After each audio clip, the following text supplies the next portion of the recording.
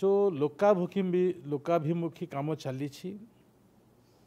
एवं जो योजना प्रस्तुत होची से योजना दीर्घस्थायी योजना अटे सुदूर प्रसारी योजना अटे से दृष्टि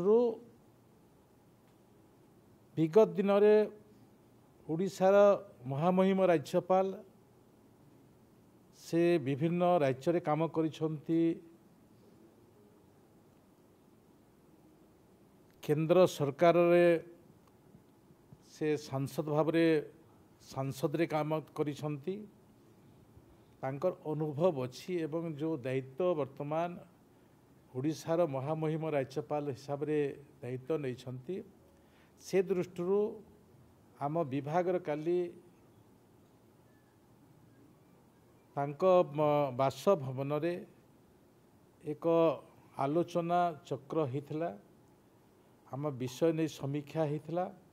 आम विषय उपरे पुंखानुपुंख से आलोचना करिसंती आलोचनार रूपरेख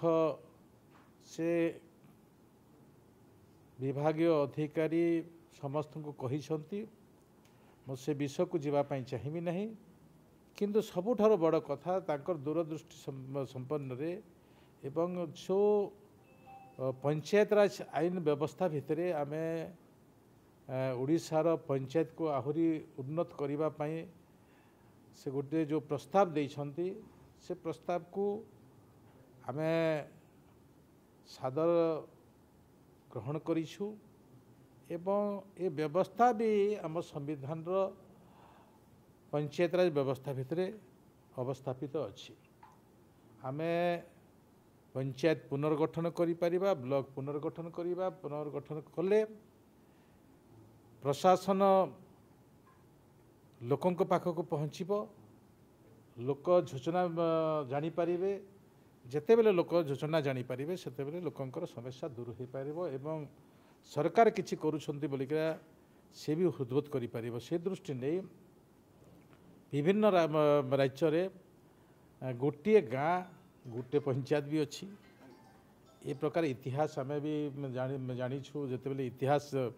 विभिन्न राजा माने थिले सेही समय पड़ा गाँव रो मान्यता समस्ते जानिछन्ते से हिसाब रे विभिन्न राज्य रे गोटे गाँ गोटे पंचायत अच्छी आमे गोटे गाँ गोटे पंचायत रो निर्णय कहि पारिबि नहीं किंतु आमे आगामी दिन में पंचायत व्यवस्था भितरे आगामी दिन में पंचायत व्यवस्था भितरे ए वर्ष आमे पंचायत रो पुनर्गठन निर्णय नहींछु एवं पंचायत पुनर्गठन निर्णय रे आमे आगामी दिन में लोकंक सुविधा दृष्टि ब्लॉक पंचायत रो उन्नति दृष्टि विचार को नहीं पंचायत पुनर्गठन हेबो एवं जो सजेसन देइछे से सजेसन देइछन्ती से सजेसन आमे सादर सहित ग्रहण काली करिछु एवं से विषय में मो विभाग भी आमे आलोचना करिथिलु ताको आमे लोकलोचन को आनी नथिलु काली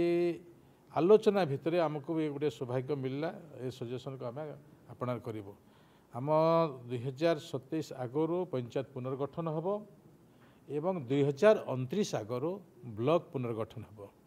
कारण ब्लॉक पुनर्गठन समय अवधि पहुँची एवं पंचायत पुनर्गठन भी समय अवधि पहुँची तो से दृष्टि ये विभाग लोकंक हित दृष्टि पंचायत रोहुतबा लोक मानकर गरीब मानकर चाषी मानकर उन्नति दृष्टि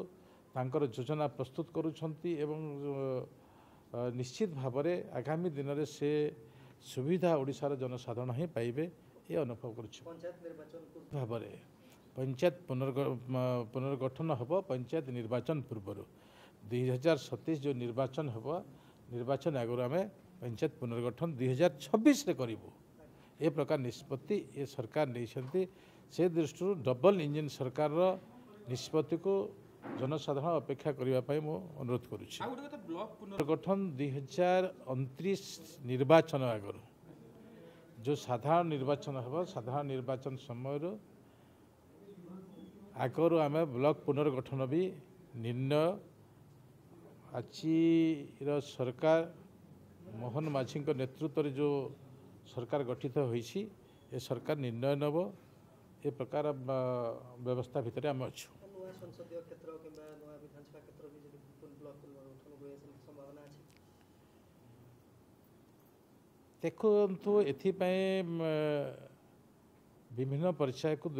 आखि आगे रखी काम करने को पड़ो से गोटे कमिटी करने को पड़ो जो कमिटी की आगामी दिन में प्रति दृष्टि देव एवं विगत दिन में जो समस्या अच्छे समस्या को भी मो पाखक किसी हस्तगत होती जे ब्लॉक पुनर्गठन भी हस्तगत होती पंचायत पुनर्गठन भी हस्तगत होती आज आहरी अधिक जानापी आपणकर माध्यम को से भी अपेक्षा करेंगे निश्चित भाव में आप जनइबे बोली मु भी आशा करुँच।